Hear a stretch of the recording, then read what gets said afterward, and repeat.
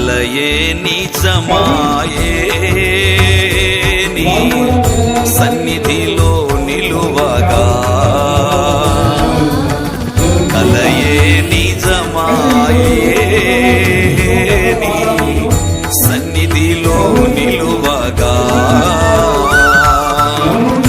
కన్నీరంతయు నాట్యముగా మారే కన్నీరంతయు నాట్యముగా మారే దేవాని సన్నిధిలో నేను ప్రార్థించగా దేవాని సన్నిధిలో నేను ప్రార్థించగా కలయే నిజమాయే నీ సన్నిధిలో నిలువగా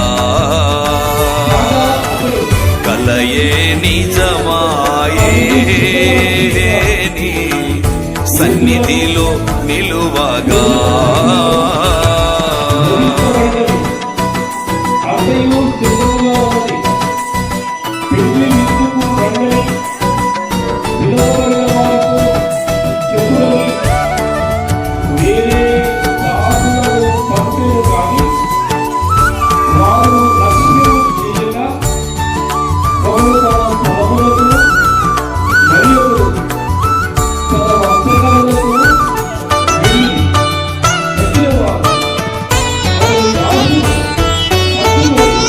దయనొందిన నా వారి విడుదల కనులారనే చూడగా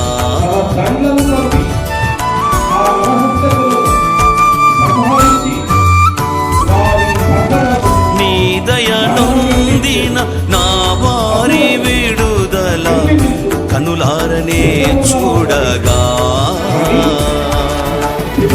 హర్షించనయ్యా నా అంతరంగము హర్షించనయ్యా నా అంతరంగము ఆనందింతును అభిషేక్తుడా నీలో ఆనందింతును అభిషేక్తుడా నీలో కలయే నిజమాయే నీ సన్నిధిలో నిలువగా కలయే నిజమాయే నీ సన్నిధిలో నిలువగా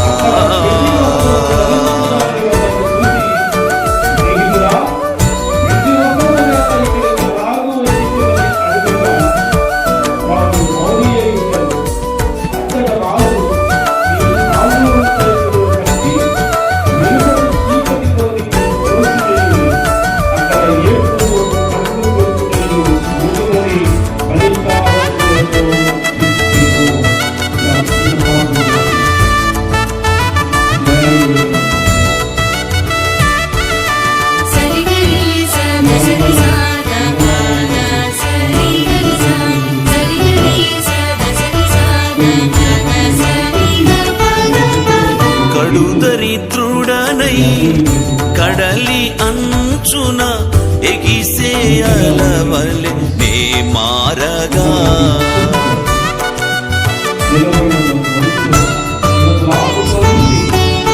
కడు దరిద్రుడనై కడలి అంచున ఎగిసే అలవలె నే మారగా శ్రీమంతుడవై నన్ను చేరదీసి శ్రీమంతుడవై నన్ను చేరదీసి సిరి సంపదలతో నన్ను నింపినందున సిరి సంపదలతో నన్ను నింపినందున కలయే నిజమాయే నీ సన్నిధిలో నిలువగా కలయే నిజమాయే నీ సన్నిధిలో నిలువగా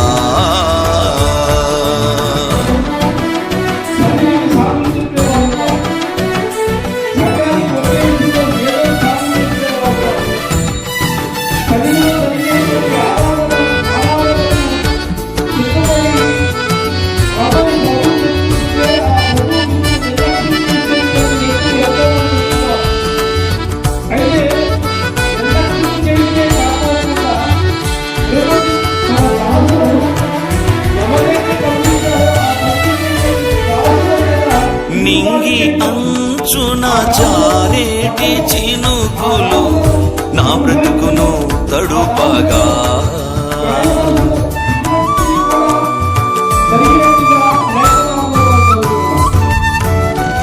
నింగి అంచున జారేటి చినుకులు నా బ్రతుకును తడుపగా,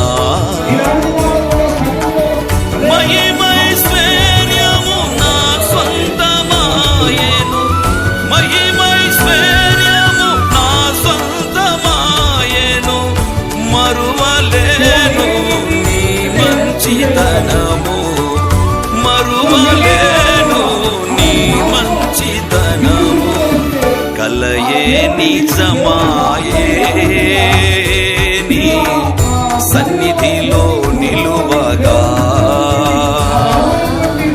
కలయే నిజమాయే నీ సన్నిధిలో నిలువగా, కన్నీరంతయు నాట్యముగా మారే, కన్నీరంతయు నాట్యముగా మారే, దేవాని సన్నిధిలో నేను ప్రార్థించగా, దేవాని సన్నిధిలో నేను ప్రార్థించగా, కలయే నిజమాయే నీ సన్నిధిలో నిలువగా, కలయే నిజమాయే నీ సన్నిధిలో నిలువగా.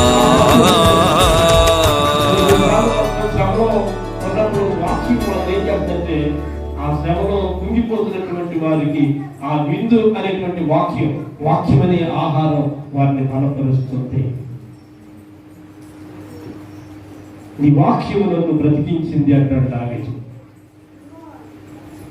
నీ వాక్యము నన్ను బ్రతికించింది, నీ వాక్యము నా బాధల్లో ఓదార్పునిచ్చింది, నీ వాక్యము వెల్లడి అగుటతోడనే అవి తెలివిలేని వారికి తెలివినిచ్చింది, నీ వాక్యము వెల్లడి అగుటతోడనే చీకటిలో వెలుగు ప్రసాదించింది.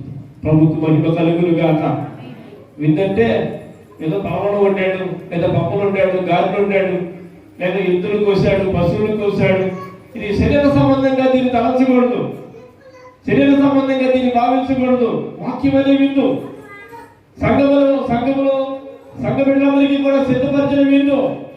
ప్రియులా గమనించండి, మందిరంలో కూడుకోవాల్సినటువంటి సమయం, లేకపోతే ఒక సమాజముగా కూడుకోవాల్సినటువంటి ఆ సమయం దేవుడిని పిలుస్తున్నాడు. ఫోన్ చేసి ఆయన పలానా దాటి రోజు పలానా ఆహారం ఉంది, పలానా వాక్యం ఉంది, పలానా సాటికి రాయ్యా అని చెప్పి నీ సేవకుడు, నీ తండ్రి, నీకు నాయకుడిగా ఆ పరమ తండ్రిని దేవుడిని నిలబెట్టి ఆ వ్యక్తిని పిలువయ్యా అని చెప్పి దేవుడు ప్రేరేపించాడు. కాబట్టి ఆ ప్రేరేపించిన దాన్ని బట్టి సంఘంలో నువ్వు ఖాళీ కడుపుతో ఉండకూడదు, ఖాళీ మనసుతో ఉండకూడదు, ఖాళీ హృదయంతో ఉండకూడదు. నీ కడుపు నిండాలన్న ఉద్దేశం చేత తండ్రి దేవుడు ఎద్దులను వాటిని కోసి నిన్ను రమ్మని ఆహ్వానిస్తుంటే మనం చేసేటువంటి పని ఏంటంటే సాగులు చెప్తున్నట్టుగా కనబడుతున్నాం.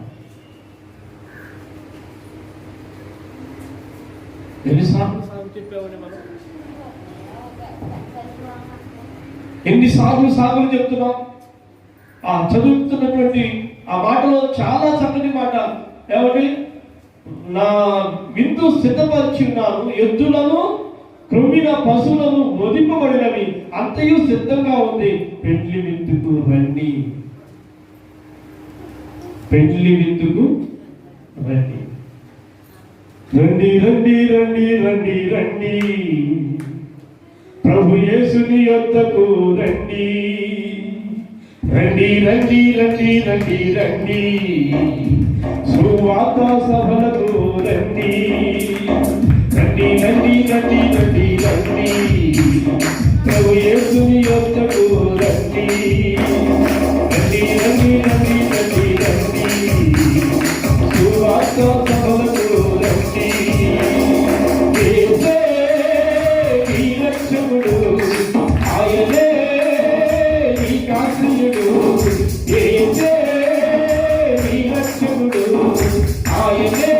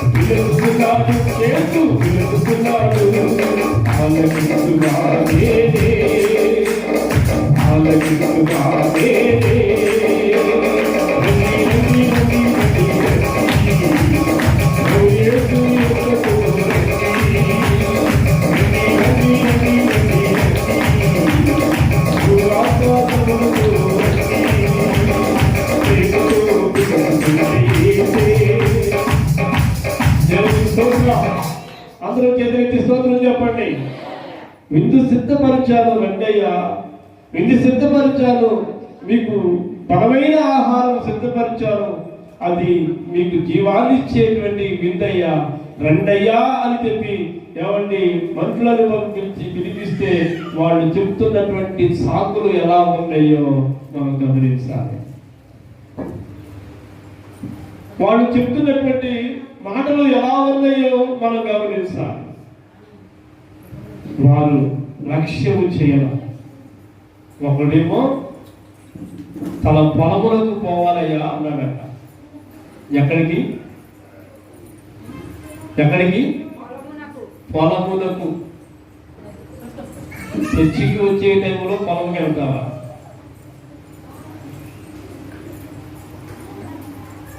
చర్చికి వచ్చే సమయంలో చర్చికి రావాలి. వింటున్నారా? ఎక్కడికి? తండ్రి నీకు విందు సిద్ధపరిచాడు, పనివాడిని పంపించాడు. పనివాడంటే ఎవరు? పనివాడంటే ఎవరు? సావుకుడు. పనివాడిని ఉంచేమన్నాడు తండ్రి. పనివాడిని పంపించాడు. ఇంటికి వెళ్ళి మన చాటు కూడుకున్నాం, ప్రార్థన మన నాని ఉడికి పెట్టమంది, రండి సహకరించండి. దేవుడు అక్కడ ఏ విందు నీకు సిద్ధపరిచాడో, మంచి ఎద్దులను పశువులను వధించాడు అని ఉంది అక్కడ. ఆ వధించబడినటువంటి ఆ మంచి ఆహారమును నీకు సిద్ధపరిచాడు, రండి అని పిలిస్తే లేదయా ఎప్పుడు పిలిస్తే నేను సిద్ధంగా ఉన్నానా? నా పని పాటలు లేవా? నాకు వ్యవసాయం లేదా? నాకు పొలం లేదనుకున్నావా? నేను పొలం పని చేసుకోవాలి. ప్రార్థనాలయాల్లో ఎంతమంది ప్రభు పిలుస్తున్నప్పటికీ జరిగే ఆరాధన సమయాల్లో ఆరాధనకు రాకుండా దేవుని పిలుపును నిర్లక్ష్యము చేసి పొలాలకు పోయిన వాళ్ళు, నీ పనులకు పోయిన వాళ్ళు ఎంతమంది ఉన్నారు? మనలో ఎంతమంది ఉన్నారు? ఎంతమంది ఉన్నారు? పలానా రోజుల కూడిక అని తెలిసినప్పటికీ కూడా రాకుండా వెనక్కిపోయిన వారు ఎంతమంది ఉన్నారు? తర్వాత ఏమా కనబడ్డప్పుడు, సేవకుడు కనబడ్డప్పుడు, ఆ పనివాడు కనబడ్డప్పుడు ఏదన్నా ఎందుకు రాలేదురా, పలానా సాట పలానా కూడుకున్నాం కదా, పలానా రోజున చక్కటి విందు తండ్రి దేవుడు సిద్ధపరిచాడు కదా, ఆ విందులో మీరు ఎందుకు పాల్పంపులు పొందలేకపోయారయ్యారంటే అన్న ఆ రోజున అర్జెంట్ శ్రాపించుకుందా వెళ్ళిపోయారు, ఐఎమ్ సారీ అని అంటాం మనం. అలా అన్న రోజులు ఎన్ని ఉన్నాయా? అదే దైవజనుడు కొద్ది గట్టిగా గద్దించి మందలిస్తే ఏమయ్యా నీకు తండ్రి నీకు మంచి విందు సిద్ధపరిస్తే ఆ విందుని కాదనుకున్నామని చెప్పి కేకలేస్తే, అటువంటి కేకలేసేటువంటి పరిచారకులను అన్ని వాళ్లను కొంతమంది సూటి పూటి మాటలతో చంపిన విధానము కూడా ఆ వాక్యమును మనం చూడగలుగుతాం.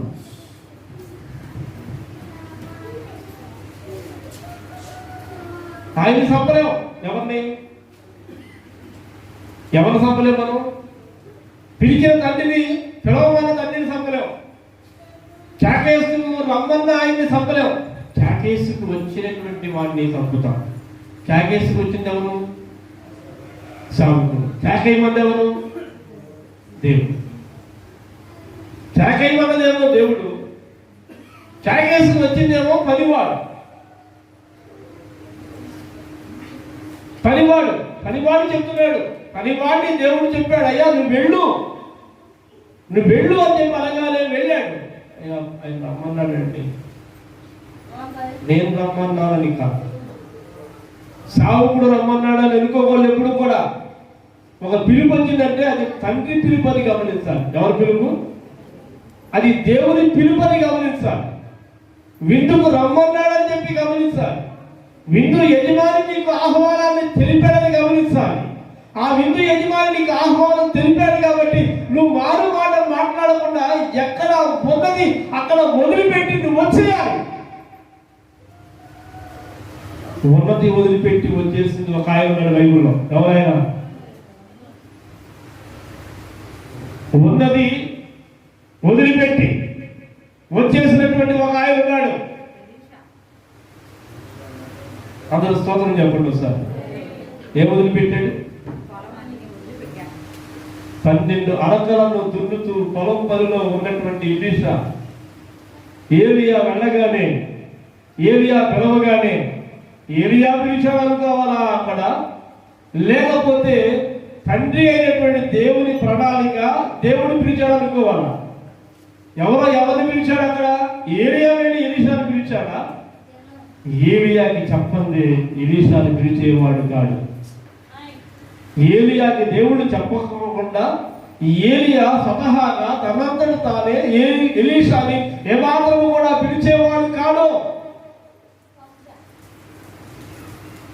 దేవుడు చెప్పాడు ఏలియాకి. కాబట్టి ఏలియా పిల్లలు గమనించండి, రోమాలు కలిగినటువంటి ఒక వస్త్రాన్ని తోలిదట్టి కట్టుకుని ధరించి పొలములో కష్టపడుతున్నాడు, పొలములో పనిచేస్తున్నాడు. పొలములో 12 అరకలు పట్టుకుని నేల దున్నుతున్నాడు. ఆ దున్నుతున్నటువంటి ఆ వ్యక్తిని చూశాడు. ఆ వ్యక్తిని చూసి ఎలీషా అని చెప్పి కాకంగానే దున్నే పొలాన్ని వదిలిపెట్టేశాడు, వ్యవసాయాన్ని వదిలిపెట్టేశాడు, అక్కడ ఎడ్లను వదిలిపెట్టేశాడు, తనకున్నదంతా వదిలేశాడు. వదిలేసి ఏలియా దగ్గరకు వచ్చి చెప్పండి అయ్యా అన్నప్పుడు నా వెంట రా అన్నాడు. ఇంటికి వెళ్ళి వస్తానండి అని అన్నాడా? అమ్మగా చెప్పి వస్తానండి అన్నాడా? అయ్యకి చెప్పి వస్తానండి అన్నాడా? అనలేదా? మాట్లాడలేదండి, అనలేదా? అన్నాడు చేతులు ఒకసారి, అనలేదు అన్నాడు చేతులు. ఇంటికి వెళ్ళి వచ్చి, ఎందుకంటే ఇక్కడ వ్యవసాయం అన్నీ ఉన్నాయి, నేను మీ ఎంతో చేసే వాళ్ళకంటూ ఏదో ఆహారం కావాలి కాబట్టి ఇంటికి వెళ్ళి వచ్చి చెప్పొస్తాను. ఓకే కాదండి, ఈ పొలం పనంతా అయిపోయిన తర్వాత, ఈ పనంతా అవజేసుకున్న తర్వాత ఇంటికి వెళ్ళి చెప్పొస్తానడా?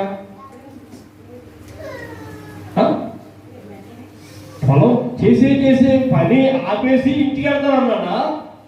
లేకపోతే ఈ పనంతా పూర్తి చేసుకుని ఇంటికి వెళ్ళి చెప్పేసి వచ్చేస్తాను అన్నాడా? ఉన్నతిగా ఎంతవరకు పనిచేశాడో ఆ పని సగంలో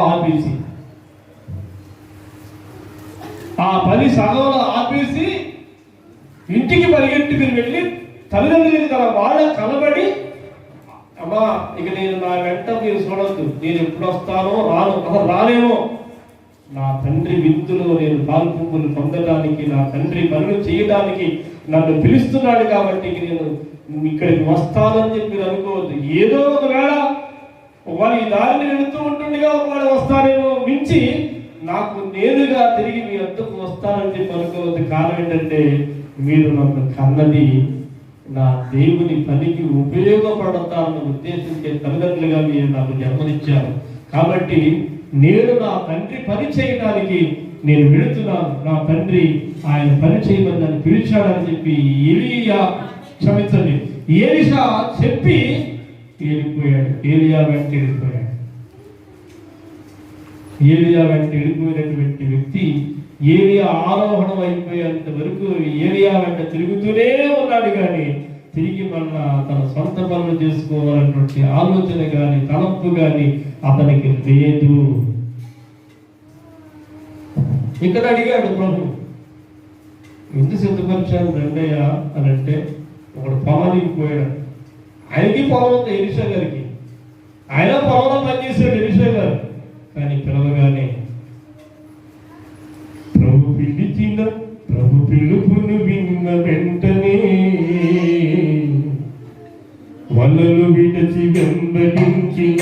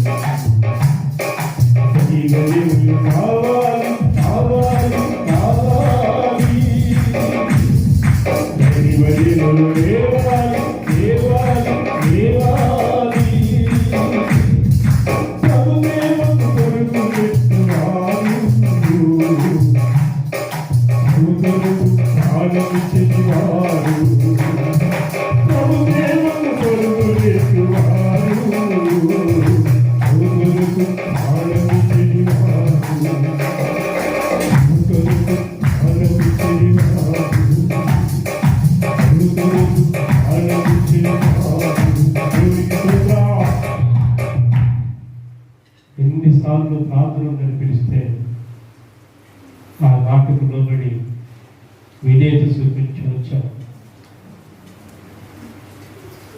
రక్షించబడి పిలుపును లోబడక, పిలుపుకు విధేయిస్తూక నిర్లక్ష్యం చేసిన సందర్భాలు మీలో ఎంతమందికి ఉన్నాయో తెలుసా? నీ సొంత పనిని విడిచిపెట్టలేదని చెప్తున్నావు, నీ ఇంటి పనిని విడిచిపెట్టలేదని చెప్తున్నావు, నీ పొలం పనిని విడిచిపెట్టాలని చెప్తున్నావు. ఇప్పుడు రాత్రి రోజు చేసుకోవచ్చు, ఈ రోజు కాదు ఇంకో రోజు చేసుకుంటాం. అసలు బలమైన విందు దేవుని వాక్యం అని గమనించలేకపోతున్నామే. బలమైన ఆహారము దేవుని మాటని చెప్పి గమనించలేకపోతున్నామే. ఆ వాక్యం మీద అంత ఆసక్తి చూపించలేకపోతున్నామే. అంత నిర్లక్ష్యముతో ప్రవర్తిస్తున్నామే. నీ ధోరణి దేవునికి ఎంత వ్యతిరేకంగా ఉందో, పిలుపుకు లోబడని స్థితిలో జీవిస్తున్నాము. ఒకవేళ గట్టిగా ఆ పనివాడు ఎందుకే అదే పనిలో ఉండవు, దేవుని పని కష్టం, దేవుని పనులు ఉండవా, ప్రార్థన చేయవా, సాగినట్టుగా అంటే నీకేం చేస్తామంటే అవసరమైతే ఆయన మాటలతో గుచ్చి చంపేటువంటి, విందుకు పిలిచినటువంటి వారిని చంపేటువంటి వ్యక్తులు ఎంతో ఉన్నారు.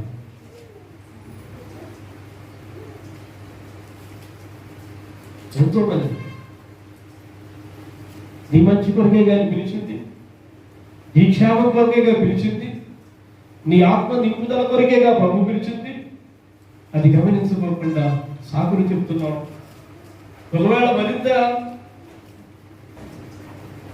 భావంతో అంటే నిన్ను కొద్దిగా ప్రశ్చాంతం కాస్త కేకలేసి మందలిద్దామని చెప్పి మందలేస్తే మందలించినటువంటి వ్యక్తిని నువ్వేం చేస్తున్నావంటే మాటలతో సంపుతున్నావు, బయట వాళ్ళకు చెప్తున్నావు.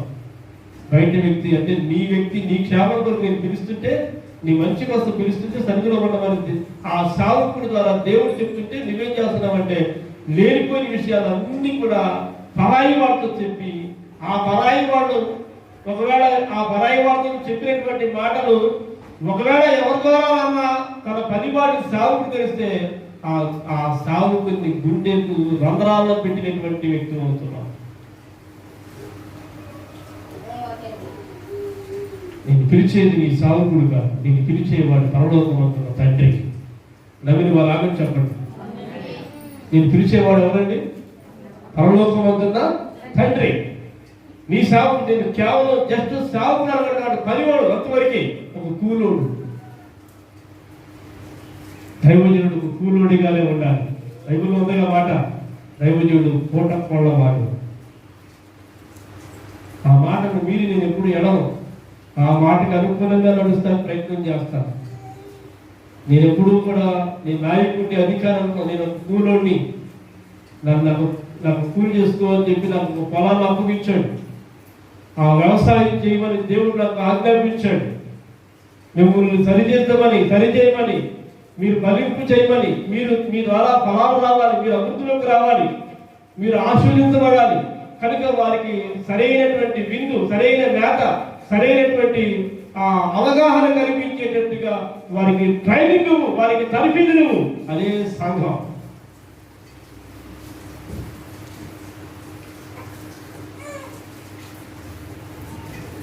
కొంతమంది చాలా గౌరవిస్తారు, మమ్మల్ని సరిదిద్దేటువంటి సేవకుడు అన్నాడు అక్కడ. అంటే సేవ చేసేవాడు, పనివాడు, పని చేసుకునేవాడు. పొలం ఒక అయింది పనివాడు పిలుచుకున్నాడు. చాలా మంది ఉన్నారయ్యా సరిదే, అదే మనం పాడాం కదా, కోతంతో విస్తారము కోసే పనివాడు తప్పుగా. ఆ పొలం సేద్యపడతామంటే, ఆ పొలమును సరిచేయాలంటే ఎంత కష్టపడాలో. కష్టపడితే పంట వస్తుందా, కష్టపడితే ఫలితాలు చూస్తామా? ఒక వ్యక్తి మార్పు, ఒక వ్యక్తి బాగు, ఒక వ్యక్తి కఠినాత్ముడైనటువంటి ఒక వ్యక్తిని మార్చాలంటే ఎంత కష్టపడితే ఆ కఠినాత్ముడు కరుణగలవాడుగా మారుతాడు. బండలాంటి హృదయం కలిగినటువంటి వ్యక్తి మాంసము గుండె కలిగినటువంటి వ్యక్తిగా మార్చాలని చెప్పి మేము తప్పిస్తాం. వారిలో కరుణ కలిగిన మనసు ఉండకూడదు, వారిలో కనికరము కలిగిన మనసు ఉండాలి అని కనికరముతో మాట్లాడుతూ ఆ వ్యక్తి మనసును మార్చాలి, సాత్వికుడిగా చేయాలి, ధీరుడిగా చేయాలి.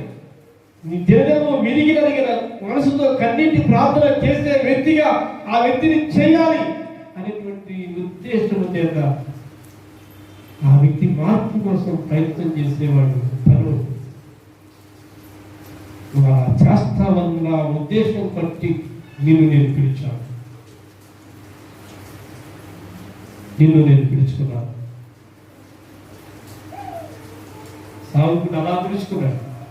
ఆ సావుకునే పంపిస్తే ఆ సావుకుని కాలి మాటలతో భయంకరంగా బాధ పెట్టి అతను గుండెకు రంధ్రాలు పొందేటట్టుగా ప్రవర్తించేటువంటి వ్యక్తులు చివరిలో వాళ్ళు ఏమైపోయారు?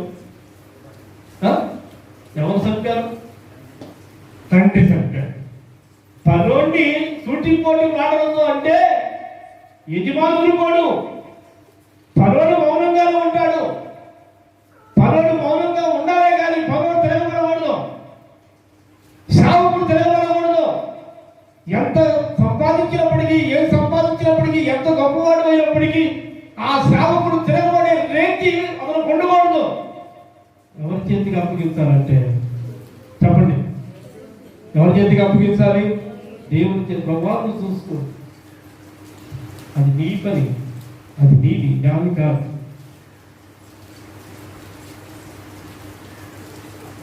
నా దాసుని చంపుతావా? నా దాసుని సూటిపోటి మాటలు అంటావా?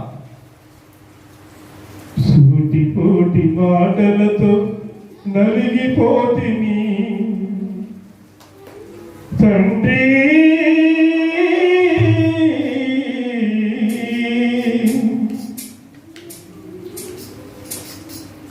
నా కొరకు నీవు, నీ కొరకు నేను, నా కొరకు నీవు, నీ కొరకు నేను, నీవుగా గాయవరు నాకు లేరయ్యా, నీవుగా గాయవరు నాకు లేరయ్యా, నీవే నా ప్రాణము, నీవే నీవే నా సర్వము, నీవే నా ప్రాణము, నీవే నీవే నా సర్వము.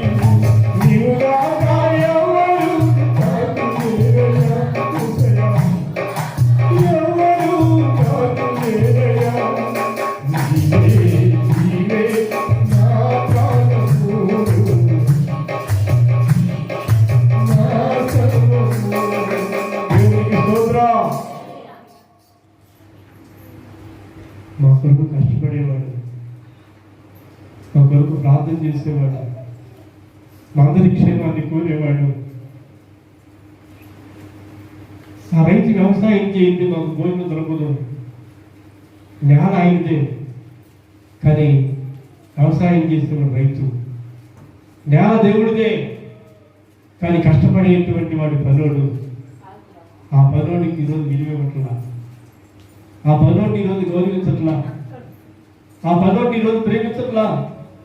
ఆ పనుడు ఎదురుపడితే వందనాలయ్యా అని కూడా చెప్పట్లా.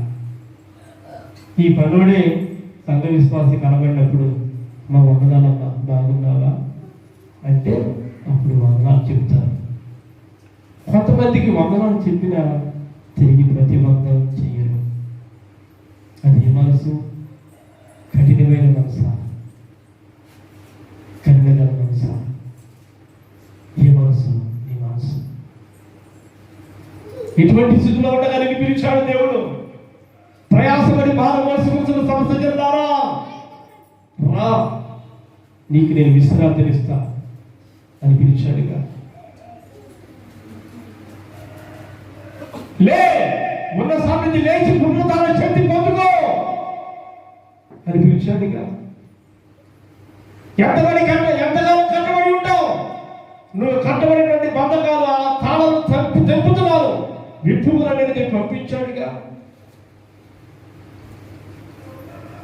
రా, పెండ్లి విందుకు రా, రాయ్యా, రాదన్నా, రా తల్లి, రా సహోదరి అని కేకేశాడుగా.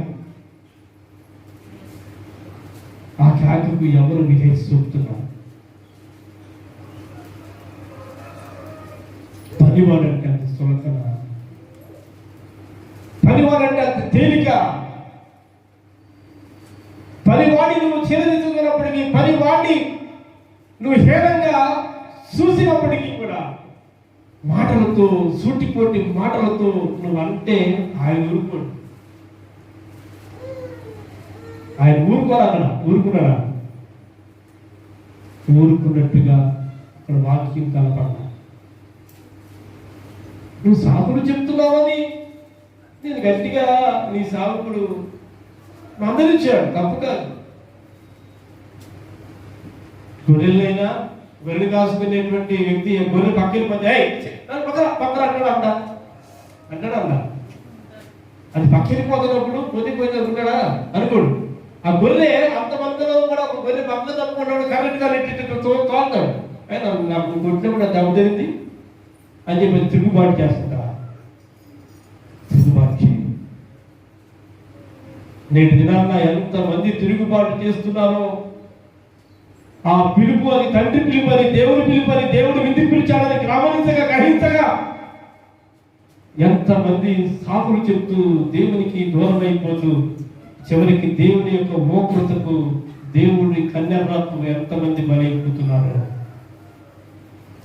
అలా చేశారు కాబట్టి ఈ కరోనా వచ్చి నిలబడిందేమో అనుకుంటున్నాను నేను. పిలిచినప్పుడు రాక, సంఘాల్లో కూడుకోక, ప్రార్థన జరుగుతున్నప్పటికీ కూడా మౌనంగా ఉండి ప్రార్థన చేయక, నిర్లక్ష్య వైఖరి కలిగి ఎన్నిసార్లు కేకేసినా సంఘముగా సమాజంగా కూడుకోక, ఎవరిష్టానుసారంగా వాళ్ళు జీవించడం, ఎవరి పనుల్లో వాళ్ళు ఉంటాం, ఎవరి పెళ్లిళ్ళు వాళ్ళు చేసుకుంటాం, ఎవరి పేదలు వాళ్ళు చేసుకుంటాం. అక్కడ పెళ్లి అంటాడు, ఇది అంటాడు, అదంటాడు, ఏవేవో కార్యక్రమాలకు వాళ్ళు అంత ఆశలు చూపించారు. కానీ అసలైన విందు నా ప్రభు అయిన యేసుక్రీస్తు వారి విందు. ఆ విందుకు నన్ను పిలిచాడు, ఆ విందులో నేను ఉండాలి అనేటువంటి గ్రహింపు, ఆ తలంపు లేని స్థితిలో ఎంతమంది నేటి సంఘం కొనసాగుతుందో గమనిస్తారు.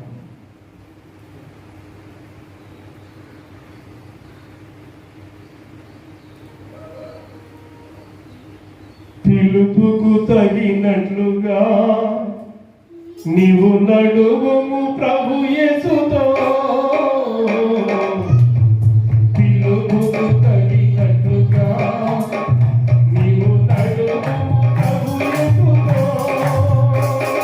సుందరమైన వాక్యం నీవు తరిగి ఇష్టపడుము. సుందరమైన